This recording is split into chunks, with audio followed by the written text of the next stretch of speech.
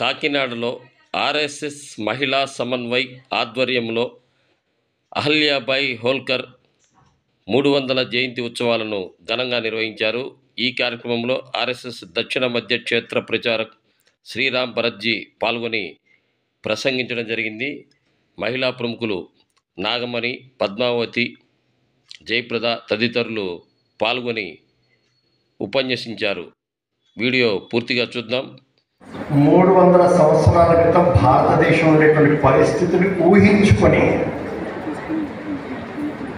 ఆ పరిస్థితులకు తగ్గట్టు ఎలా జీవించారు అక్కడ, ఇది చాలా ముఖ్యమైనది. కొన్ని విషయాలు ఈ రోజున మనకు సహజం అనిపించవచ్చు, కానీ ఆ రోజు ఉండేటువంటి పరిస్థితుల్లో ఆ బ్యాక్గ్రౌండ్లో అలా చేశారు కాబట్టి గొప్ప వాళ్ళే, ఇది మర్చిపోతుంది. కానీ ఇంకా విచిత్రం ఏంటంటే అహల్యాబాయి హోల్కర్కి ఇంకా 200 సంవత్సరాల ముందు, అంటే 500 సంవత్సరాల క్రితం, సరిగ్గా ఇదే సంవత్సరం 500 సంవత్సరాల క్రితం పశ్చిమ తీరంలో కర్ణాటకలో ఉండేటువంటి మంగళూరు దగ్గర ఉల్లాల్ అనేటువంటి క్షేత్రంలో రాణి అప్పక్క అని చెప్పేసి పోర్చుగీస్ వాళ్ళకి వ్యతిరేకంగా పోరాటం చేస్తూ తన యొక్క రాజ్యాన్ని కాపాడుకుంటూ ధర్మాన్ని రక్షిస్తూ ఆచరిస్తూ ప్రజల్ని కాపాడినటువంటి గొప్ప వనిత రాణి అప్పక్క 500 సంవత్సరాల క్రితం.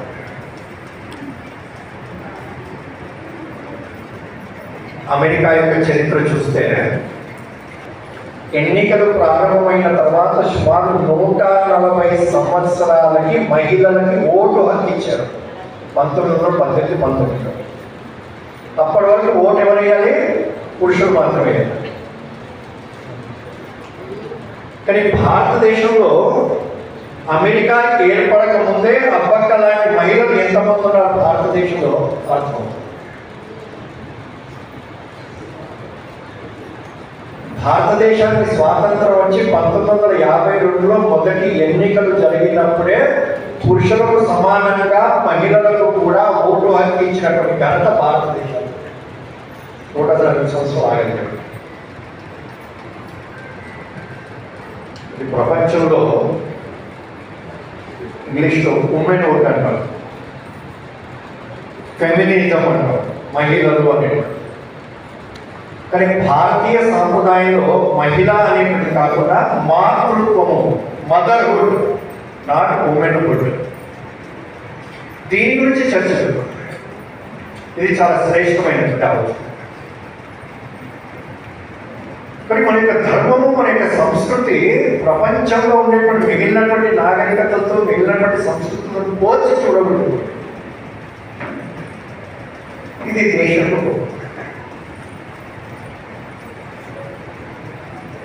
భారతదేశంలో పాశ్చాత్య దేశాల్లో భగవంతుడు అంటే పురుషుడు, హీ గాడ్ అని పిలుస్తారు. కానీ భారతదేశంలో గాడ్, గాడెస్, దేవుడు, దేవత ఇద్దరు. ధనము కావాలంటే లక్ష్మిని, జ్ఞానము కావాలంటే సరస్వతిని, శక్తి కావాలంటే దుర్గమ్మను, ఆకలి తీరాలంటే అన్నపూర్ణాదేవిని, అలా అనేక రూపాల్లో దేవతల్ని కొలిచేటువంటి శ్రేష్టమైనటువంటి సంస్కృతి ఎక్కడ ఉందంటే భారతీయ దేశంలో, హిందూ ధర్మంలో ఉంది. కానీ దురదృష్టం ఏంటంటే ధర్మము గొప్పది, కానీ ఆచరించడంలో వచ్చినటువంటి చిన్న చిన్న లోపాల కారణంగా స్త్రీని, తల్లిని తక్కువ చేసి చూసేటువంటి స్వభావం కొద్దిగా పాశ్చాత్య సంస్కృతి కారణంగా ఏర్పడింది.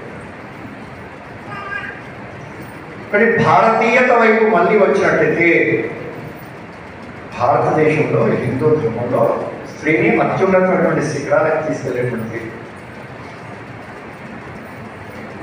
నిన్న హనుమాన్ జంక్షన్ దగ్గర ఒక కార్యక్రమం పాల్గొన్నటువంటి జీఎస్ వాళ్ళు చెప్తున్నారు,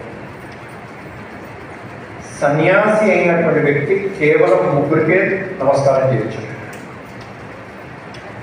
ఒకటి కన్న తల్లి, జన్మనిచ్చినటువంటి తల్లి, తండ్రి కూడా చేయగలరు.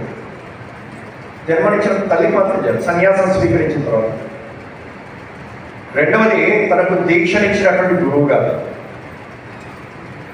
మూడవది భగవంతుడు, దేవుడు. ఈ ముగ్గురికి. బట్ ఇంత శ్రేష్టమైనటువంటి సంస్కృతిలో సన్యాసము స్వీకరించినటువంటి వ్యక్తి కూడా కన్న తల్లికి నమస్కరించేటువంటి సంస్కృతి పెట్టారు, ఆచారం. భారతదేశంలో ఎంత గొప్ప స్త్రీకి, తల్లికి ఎంత గొప్పగా ఉంది. భారత మాత అని చెప్పేసి విష్ణు పత్ని నమస్తుభ్యం పాదస్పర్శం క్షమస్వమి అని చెప్పి. ఈ భూమాత కేవలం మట్టి ముద్ద కాదు, సాక్షాత్తు విష్ణుమూర్తి యొక్క ధర్మపత్ని. అమ్మా నీ మీద కాలు పెడుతున్నాను, నన్ను క్షమించు అని చెప్పేసి ప్రార్థించేటువంటి సంస్కృతి మనకి.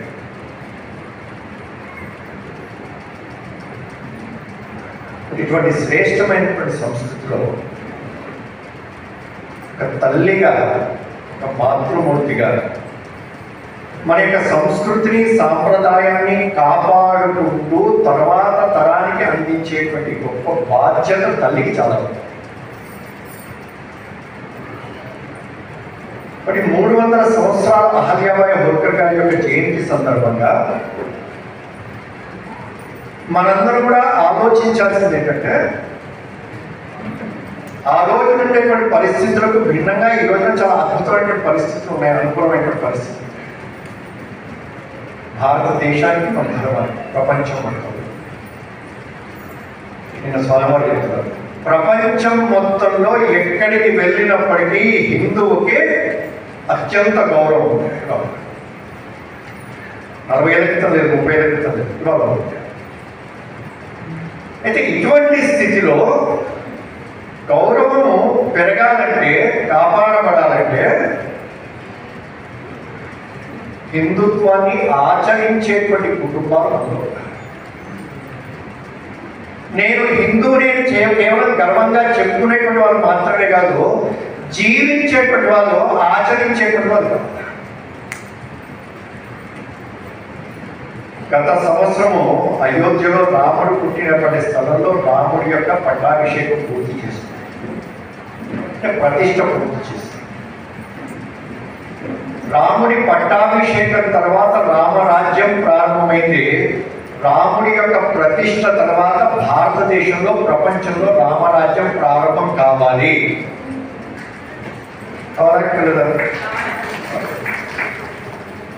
కానీ రామరాజ్యం రావాలి అంటే ప్రభుత్వం ఏం చేస్తుందని చూడటం కాదు, నేను ఏం చేస్తానని చెప్పేసి ఆలోచించాను. ప్రధానమంత్రి గారు మాట్లాడుతూ చెప్పారు, కేవలం 52 అంగుళాల ఎత్తు ఉండేటువంటి బాలరాముడి యొక్క విగ్రహ ప్రతిష్ట కాంతి ఏ ఆదర్శాల కోసం, ఏ విలువల కోసం రాముడు జీవించాడో ఆ ఆదర్శాల యొక్క విలువల యొక్క ప్రతిష్ట జరిగింది.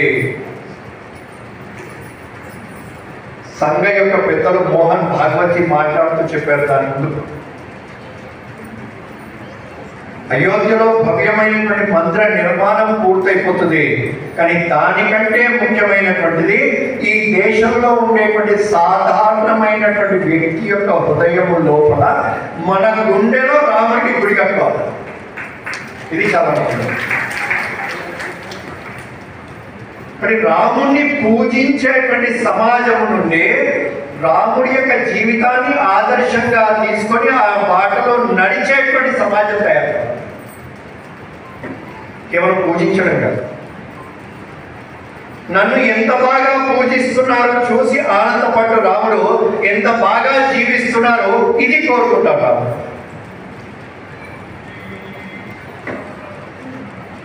అహల్యాబాయి హోల్కర్ గారు ఏ స్థితికి వెళ్ళినప్పటికీ, ఎన్ని కష్టాలు ఉన్నప్పటికీ ఆ పరమేశ్వరుడు వదలలేదండి. తన రాజ్యము కాకపోయినప్పటికీ దేశం మొత్తం నుంచి ఎక్కడ నుంచి వచ్చి అడిగినప్పటికీ అక్కడ ఉండేటువంటి దేవాలయం యొక్క పునర్నిర్మాణం కోసం ధనం సహకరించింది. నా రాజ్యము అనేటువంటి ఒక సంకుచితమైన ఆలోచన లేదా, ఇది ఆవిడ యొక్క గొప్పతనం. రాముడిని పూజించడము, రాముడిగా జీవించడము, ఆచరించడం. రాముడిని పూజించడం అంటే ఒక అద్భుతమైనటువంటి కుటుంబ వ్యవస్థ.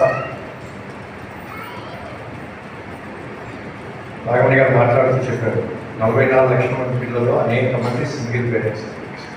అంతేనండి. గవర్నమెంట్ స్కూల్లో ఉండేటువంటి పిల్లలు సింగిల్ పేరెంట్స్.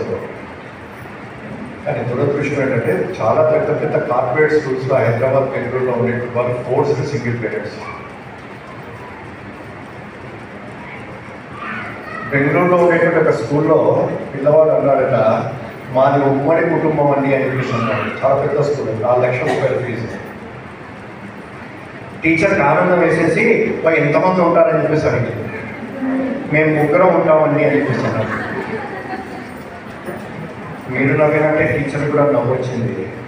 అదేంటయ్యా ఉమ్మడి కుటుంబంలో 3 ఉంటారండి అంటే, మా అమ్మ నాన్న కలిసి ఉంటారు కదండి అని చెప్పేసి అన్నాడు. క్లాస్లో ఉండే 35 మందిలో 13-14 మంది అమ్మ లేదా నాన్న మాత్రమే ఉన్నటువంటి వాళ్ళు. కాబట్టి మా అమ్మ నాన్న కలిసితే ఇదే ఉమ్మడి కుటుంబం అనుకున్నాడు. దురదృష్టం. రాముడు నడిచినటువంటి భూమి, ఈ భూమిలో కుటుంబ వ్యవస్థ ఇంత క్షీణించిపోయిందనుకోండి, తర్వాత తరం ఏమైపోతుంది? రాముడు అడవికి వెళ్తా అంటే సీతమ్మ వెళ్ళిరా అని చెప్పేసి అందాలి అనలేదండి. తను వెళ్ళక్కర్లేదు.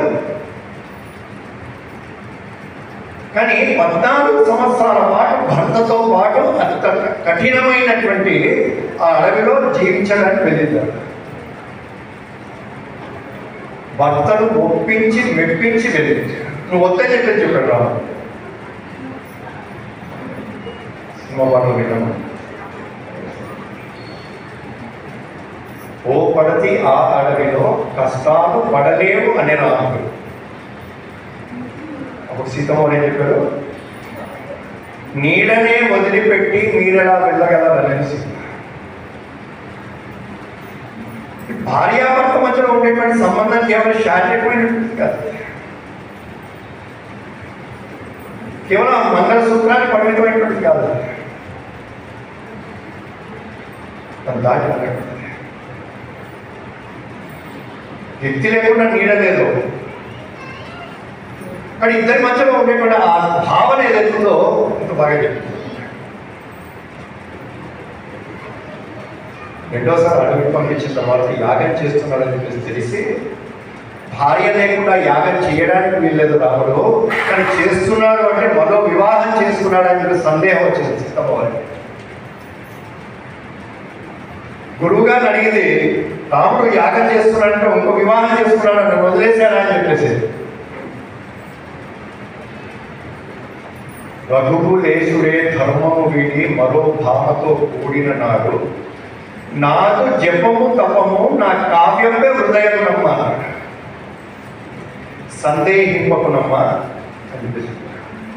సందేహం లేదు.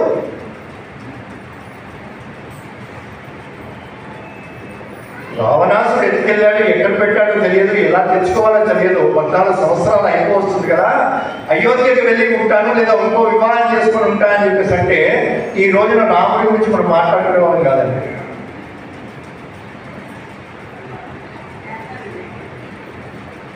భార్య పట్ల ఉండేటువంటి ప్రేమకి చిహ్నము తాజ్మహల్ కాదండి, రాముడి యొక్క జీవితం. ఇంత శ్రేష్టమైనటువంటి కుటుంబ వ్యవస్థ.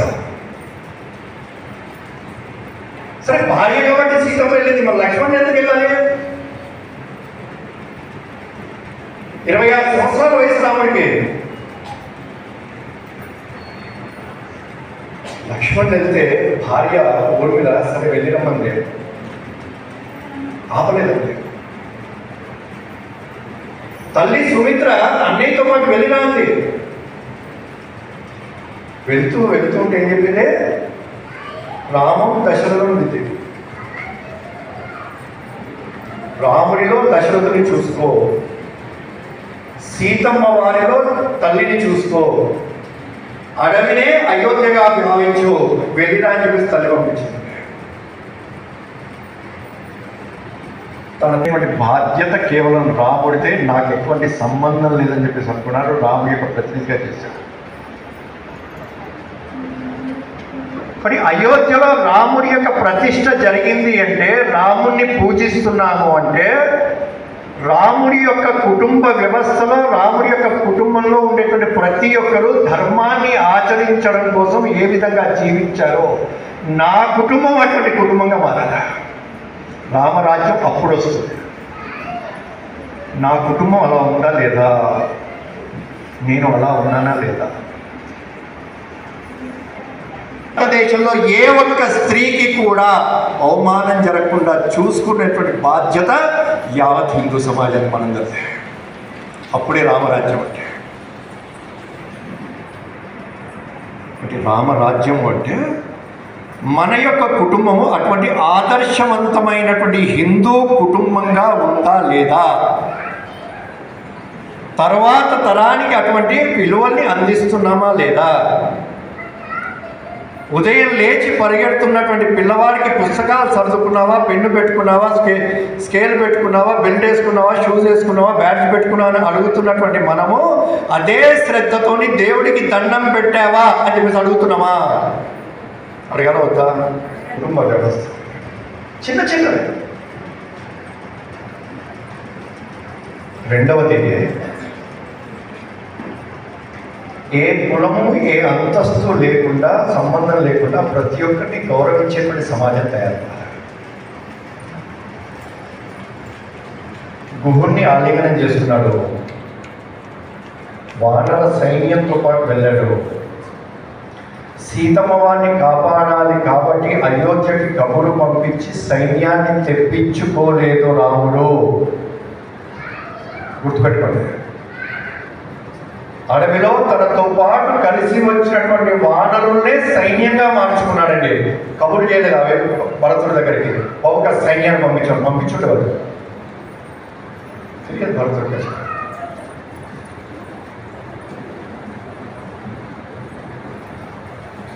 సీతమ్మని కాపాడడం కోసం చేశాడు. శబరి యొక్క ఎంగిలి పండ్లను తిన్నాడు. కానీ రాముడికి ఇతను ఏ గుణము చూడలేదండి, గుణం మాత్రమే చూశాడు. కానీ రాముణ్ణి పూజించడం అంటే కులముతో సంబంధం లేకుండా, అంతస్తుతో సంబంధం లేకుండా ఎదుటి వ్యక్తి యొక్క హృదయం లోపల భగవంతుని చూసేటువంటి గుణం మన మనసులో కలగాలి. ఎప్పుడో సాందీపుడు మహర్షి ఆశ్రమంలో చదివాడు కదా, 15 ఏళ్ళు అయిందో, 20 ఏళ్ళు అయిందో, 30 ఏళ్ళు అయిందో, కుచేరుడు వచ్చాడు అని చెప్పేసి తెలిసిన తర్వాత సరే కాస్త కూర్చోబెట్టి చూద్దాంలే అని చెప్పేసి అనుకోలేదు కృష్ణుడు. వారం దగ్గర ఉండేటువంటి కుచేరుడు తన మిత్రుడు వచ్చాడని చెప్పేసి తెలిసి పరిగెత్తుకుంటూ వెళ్ళి ఆలింగనం చేసుకుని తీసుకొచ్చాడు. అతను అంతస్తు చూడలేదని కృష్ణుడు. కానీ రాముణ్ణి పూజించడం అంటే, కృష్ణుని పూజించడం అంటే కులము అంతస్తుని పక్కన పెట్టేసి ఎదుటి వ్యక్తి యొక్క హృదయాన్ని అర్థం చేసుకొని చేయడం. ఈ రోజున హిందూ సమాజము కులాల పేరుతో విడిపోయింది. కులాల మధ్యలో ఉండేటువంటి అంతరాన్ని దూరం చేసి మనందరం కూడా హిందువులము. ఎదుటి వ్యక్తి హిందూ అనేటువంటి వ్యక్తి కనబడ్డ తర్వాత అతని కులం గురించి ఆలోచించేటువంటి అలవాటు అంటారు. పొరపాటు కులము తెలిసినప్పటికీ అతని పట్ల ఉండేటువంటి అభిప్రాయం మారిపోకూడదు. నా వాళ్ళు నేను భారతీయులందరూ నా వాళ్ళే. రాముణ్ణి పూజించడం అంటే, రామరాజ్యం అంటే ఇటువంటి భేదభావాలు లేనటువంటి సమాజం.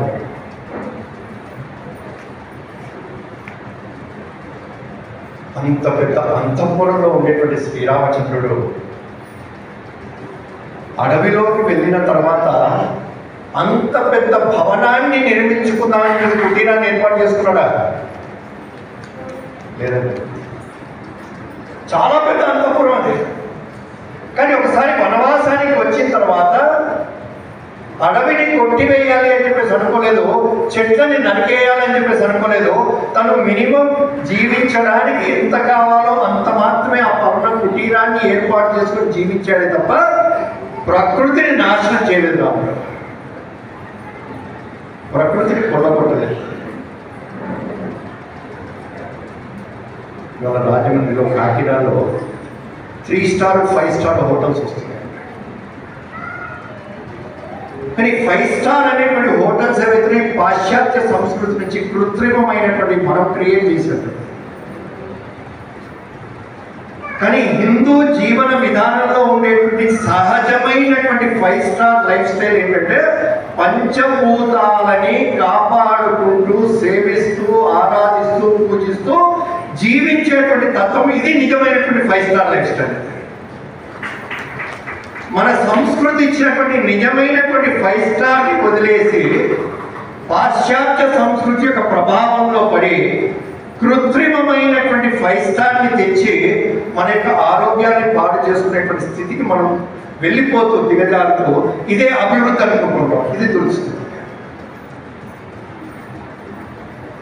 రాముడి యొక్క జీవితం, రామరాజ్యం అంటే పర్యావరణ హితంగా జీవించడము, పంచభూతాన్ని కాపాడడము. తిరుపతి వెంకటేశ్వర స్వామి మరికి అందరూ వెళ్తారండి. ధర్మపత్ని ఆ భూదేవి నా మీద ప్లాస్టిక్ వేయకండియా, నా జీవితం నాశనం అయిపోతున్నది, నన్ను ఇబ్బంది పెట్టకండి అంటే మొక్కల్ని కొట్టేసి, మొక్కల్ని నరికేసి నా జీవితం నాశనం చేస్తూ ప్లాస్టిక్ వేసి నన్ను ఇబ్బంది పెట్టకండి అని ఆవిడ మొక్కుకుంటుంటే, ప్రాధేయపడుతుంటే, బాధపడుతుంటే అవన్నీ వేసి స్వామివారి దగ్గరికి వెళ్ళి అయ్యా మా కోరికలు తీర్చండి అని చెప్పేసి అడిగామనుకోండి, స్వామివారు ఏం చేస్తారండి? స్వామివారి యొక్క ఆశీస్సులు ఉంటానంటే ఈ తల్లిని మనం ఎట్లా కాపాడుకుంటాం? భూదేవిని కొల్లగొట్టి శోషించి నాశనము చేసి స్వామివారి యొక్క ఆశీస్సులు ఎప్పుడు పొందలేమో. భూదేవి స్వామివారి యొక్క ధర్మపత్ని. ఈ భూదేవిని కాపాడుకున్నప్పుడే స్వామి కూడా మనకు కావాల్సిన కోరికలు ఇస్తాడు. మొక్కలు పెంచడం, ప్లాస్టిక్ని వాడకుండా తగ్గించడం, నీటిని వృధా చేయకూడదు. ఈ 3 తప్పకుండా ప్రతి ఒక్కరం చేయాలి. కాబట్టి నీటిని వృధా ఎక్కడెక్కడైతే చూసుకోవాలి సార్. మీ ఇంట్లో కరెంటు బిల్ ఎంత వస్తుంది? 400 వస్తుంది అన్నారు. ఏం చేస్తే తగ్గుతుంది అన్నారు. ప్రయత్నం చేస్తామని అన్నారు. ఇంట్లో కుటుంబ సభ్యులు అందరూ కూర్చున్నారు. మనందరం కలిసి వచ్చే నెల బిల్లు 370 తెచ్చుకోవాలి. ఎంత తగ్గించాలి? 20 రూపాయలు తగ్గించాలి. తగ్గించవచ్చా? ప్రయత్నం చేశారు. ఏ కుటుంబానికి ఆ కుటుంబం, ఏ వ్యక్తికి ఆ వ్యక్తి, ప్రతి ఒక్కరూ ఆ విధంగా చిన్న పని చేసినట్టయితే ఎంత మార్పు వస్తుంది. ఓ ఆటోమొబైల్ ఇంజనీర్ ఉన్నాడు. ఆయన మాట్లాడుతూ చెప్పాడు, మనం కూడా చాలా మంది బండి వేసుకొని వచ్చి ఉంటాం. భరత్ గారు బండి ఇక్కడ పార్క్ చేశారు కదా, ఆన్ చేసిన తర్వాత తిప్పుతున్నారు కదా, దీని నుంచి మీరు ఒక చిన్న అలవాటు మార్చుకోండి. బండిని తిప్పిన తర్వాత ఆన్ చేయండి, స్టార్ట్ చేయండి. సంవత్సరానికి 500 రూపాయలు పెట్రోల్ సేవ్ చేస్తారు. 400 చేయదు. చిన్న చిన్న అలవాట్లు 67 కోట్ల మందితో కుంభమేళా జరిగింది 40 రోజుల పాటు. 67 కోట్ల మంది ఒక రోజులో 2 పూట్లో భోజనం చేసినా, టిఫిన్ చేసినా, 4 సార్లు గ్లాస్ నీళ్లు తాగినప్పటికీ ప్లాస్టిక్ని వాడుంటే ఈ భూమాత ఏమైపోయి ఉంటుందండి? మరి మన స్వయం సేవకులు అనుకున్నారు, ఇంటి నుంచి ఒక సంచి ఇవ్వండి, ఒక కంచం ఇవ్వండి, గ్లాస్ ఇవ్వండి అని చెప్పేసి 13.5 లక్షల కంచాలు కుంభమేళాకు పంపించారండి. అక్కడ భోజనాలు పెడుతున్న వాళ్ళకి కెపాసిటీని బట్టి, వాళ్ళ పిండాలని బట్టి 2000, 3000, 5000 ఇచ్చారు. ఇదిగోండి దీంట్లో భోజనాలు పెట్టండి అని చెప్పేసి కొన్ని టన్నుల వేస్ట్ని కాకుండా చూశారండి. ఇవాళ గ్లాసుల్ని కంచాల్ని అనేక గ్రామాల్లో సేవా బస్తీలో ఇచ్చి మీ ఊళ్ళో మీ కాలనీలో ఇక్కడ ఫంక్షన్ జరిగినప్పటికీ వీటిని వాడుకోండి, ప్లాస్టిక్ వాడొద్దు, స్టీల్ బ్యాంకులు ఏర్పాటు చేశారు. ప్రభుత్వం ఏం చేయాలి కాదు, మనం ఏమి చేయగలుగుతాం ఇది ఆలోచించాలి. ఇక్కడ చిన్న చిన్న విషయాల్లో మన కుటుంబంలో మన ఆచరణలో మార్పు వచ్చినట్టయితే ఒక రామరాజ్యం మనం ఏదైతే కోరుకుంటామో సాధించగలుగుతాం. లంకను గెలిచిన తర్వాత బంగారంతో నిండినటువంటి లంకను చూసి లక్ష్మణుడు అడిగాడు, అన్నయ్య ఇక్కడే ఉందామా, అయోధ్యకి ఎందుకు, ఇదే మనమే గెలిచాం కదా అని చెప్పేసి. ఇక్కడ జననీ జన్మభూమిశ్చ స్వర్గాదపి గరీయసి అంట. మా చిన్నప్పుడు అడిగారు, జననీ జన్మభూమిశ్చ స్వర్గాదపి గరీయసి ఎవరు చెప్పారు అన్నాడు. అడవి రాములు ఎన్టీఆర్ చెప్పాడండి అన్నప్పుడు. శ్రీరామచంద్రుడు చెప్పాడు. మర్చిపోయాను. నా కన్న తల్లి, నా జన్మభూమి స్వర్గం కంటే గొప్పది. ఇక్కడి బంగారంతో నిండినటువంటి లంక నాకు వద్దు, నేను అయోధ్యకి వెళ్ళిపోతా అని చెప్పేసి తిరిగి వచ్చేసాను. ఒకటి స్వదేశీ అంటే నా మాతృభాష, నా మాతృభూమి, నా భాష, నా సంస్కృతి, నా ఆచారాలు, నా పండుగలు, నా సాంప్రదాయము, నా పిండి వంటలు, నా ఆహారము, మన ఊర్లో ఉండేటువంటి, మన రాష్ట్రంలో ఉండేటువంటి, మన దేశంలో ఉండేటువంటి పుణ్యక్షేత్రాలు, తీర్థస్థలాలు, వీటన్నిటి పట్ల నాది అనేటువంటి భావన కలిగి ఉంటాడు. ఇంగ్లీష్ మీడియం చదవడం తప్పు కాదు, కానీ తెలుగులో మాట్లాడితే చిన్న చూపు చూడడం ఇది చాలా తప్పు.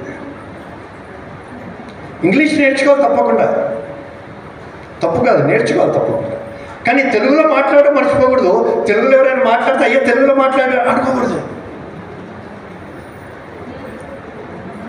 మన ఇంటి ముందు ఉండేటువంటి శిలాఫలకము బోర్డు మీద ఇంగ్లీష్లో రాసిందా తెలుగులో రాసిందా? అవసరమైతే రెండింటిలో రాయండి. మన ఇంట్లో శుభకార్యం జరుగుతుంది, చిన్న పత్రిక వేస్తే తెలుగు రానటువంటి వాళ్ళు ఎంతమంది బంధువులు పిలుస్తాం మనము? మన సర్కిల్లో ఉండరు కదా. ఉన్నారనుకోండి, అంతవరకు ఆంగ్లంలో వేయండి.